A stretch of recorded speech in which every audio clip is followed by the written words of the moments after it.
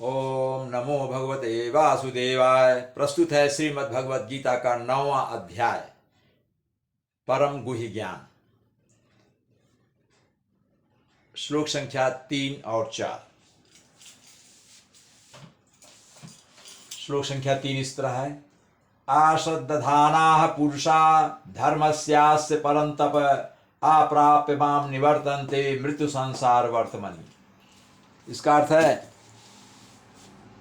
भगवान कह रहे हैं, हे परंतप। परंतप आया अर्जुन के लिए, बहुत बार आया है। हे परंतप, हे परंतपस्वी, या हे शत्रुओं का दमन करता, शत्रुओं के दमन करता, शत्रुओं का दमन करने वाले अर्जुन। जो लोग भक्ति में श्रद्धा नहीं रखते हैं, आश्रद्धाना आया है, जो लोग भक्ति में श्रद्धा नहीं रखते हैं वे मुझे नहीं प्राप्त कर सकते। अगर मुझे प्राप्त करना है तो उन्हें भक्ति में श्रद्धा रखनी पड़ेगी। अतः वे इस भौतिक जगत में जन्म और मृत्यु के मार्ग पर वापस आते रहते हैं।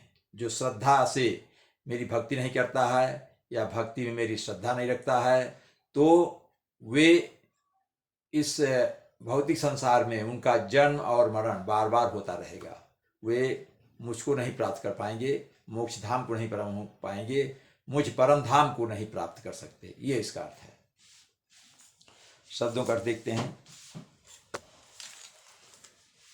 आश्रद्धाना मतलब मतलब नहीं, श्रद्धाना मतलब श्रद्धा रखने वाले। किसमें? भक्ति में, भगवान के प्रति भक्ति में जो श्रद्धा नहीं रखते हैं, ऐसे पुरुष ऐसे लोग। हे परंतप, हे अर्जुन, हे शत्रुओं के दमन करता अर्जुन।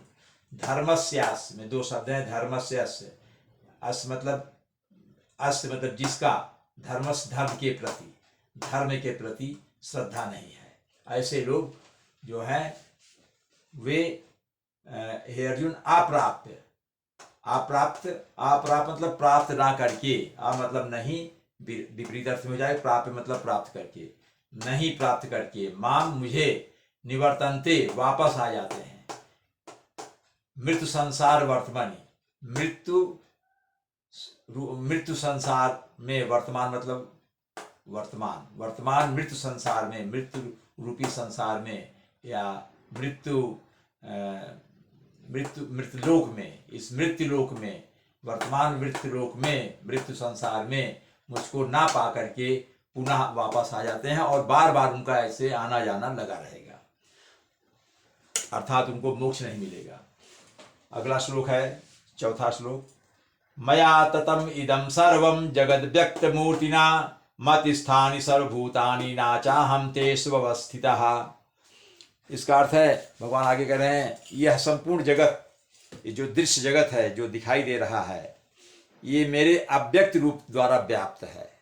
मेरा जो अव्यक्त रूप है, जो मेरी पराशक्ति है, उसके द्वारा ये व्याप्त है। और समस्त जीव मुझ में है, सभी प्राणी मुझ में है, लेकिन मैं उनमें नहीं हूँ। ये उसका भाव है। तो इसका अर्थ ही हुआ कि सभी प्राणी मुझ में, सभी जीव मुझ में है, लेकिन मैं उनमें नहीं हूँ। इसका अर्थ ये समझ लीजिए, जैसे कोई एक किसी प्रतिष्ठान या संस्था का हेड होता है, तो उसकी एक शक्ति होती है, उसमें काम करने वाले कर्मचारी होते हैं, तो उसकी शक्तियों के आधार पर ही वो काम करते हैं। वो जो काम करते हैं, समझ लीजिए उस हेड का ही काम कर रहे हैं, उसके अंडर काम कर रहे हैं, लेकिन वो हेड सब में है, उसकी शक्ति हर कर्मचारी के पास है, उसी शक्ति काम कर रही है, उसी के कानून बनाए गए कानून से वो काम कर रहे हैं, लेकिन उस कर्मचारी में वो हेड नहीं है, मतलब वो उनके अंडर नहीं है। वो उनके अंडर है, कर्मचारी जो है हेड के अंडर है, लेकिन कर्मचारी के अंडर हेड नहीं है। ये इसका अर्थ है। भगवान का कहना यही है कि जो व्यक्ति, ये संपूर्ण जगत जो है, ये सभी प्राणी, जीवित जो भी जीवधारी हैं, प्राणी हैं, ये सब मुझ में है, लेकिन मैं उनमें नहीं हूँ। ये इसका अर्थ है। शब्दों का अर्थ देखते हैं। मया मतलब मेरे द्वारा, ततम का मतलब होता है, ततम प्लस इदम, दो शब्द हैं। ततम मतलब यह जगत, ये सब, इदम मतलब यह, सर्व मतलब सब, जगत, ये ततम मतलब व्याप्त है। मया मतलब मेरे द्वारा, तत् इदम मेरे द्वारा यह व्याप्त है, ततम मतलब व्याप्त है, सर्वम सभी, जगत मतलब संसार, भौतिक जगत, फिर यहाँ संधि विच्छेद हुई है, अव्यक्त है, जगत प्लस अव्यक्त होगा, यहाँ दा और यहाँ आ हो जाएगा, अव्यक्त मूर्तिना यहाँ समास है। ये संपूर्ण जगत अव्यक्त है और मूर्तिना मेरे अव्यक्त स्वरूप से ये व्यक्त है।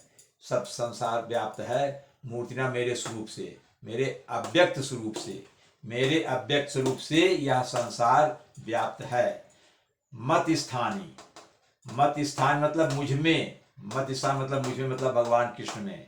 सर्वभूतानि सभी प्राणी, सर्वभूतान सभी प्राणी मुझ में हैं। ना मतलब नहीं, चा प्लस अहम, चा और अहम, और मैं तेषु अवस्थिता है, तेषु प्लस अवस्थिता, तेषु मतलब उनमें, उनमें कौन, प्राणियों में, उन प्राणियों में अवस्थिता मतलब स्थित हूं, ना मतलब नहीं, और मैं उन प्राणियों में स्थित नहीं हूं। सभी प्राणी मुझ में है लेकिन मैं उनमें नहीं हूं, ये है।